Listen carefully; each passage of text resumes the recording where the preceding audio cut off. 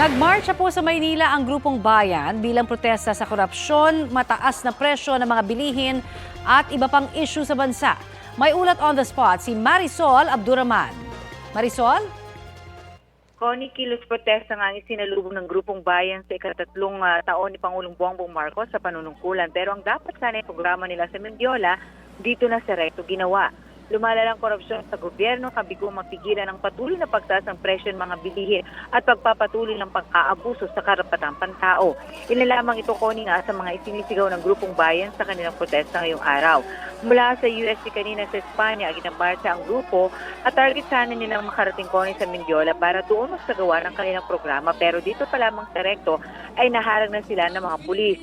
Meron din mga barbed wire bago pa doon sa hanin ng mga pulis. Kaya bahagyang nagkaroon ng komosyon nang alisin na nitong mga relista ang mga nakabarikada na barbed wire. Nagkaroon ng tulakan pero humupa din naman at pinayagan na lamang sila magsagawa ng protesta.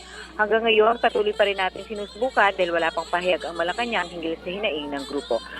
Around 11:30, Connie, nag-disperse din naman ang rallyista matapos silang pagbigyan ng mga pulis na makapagprograma sa nasabing lugar. Connie. Maraming salamat, Marisol Abduraman.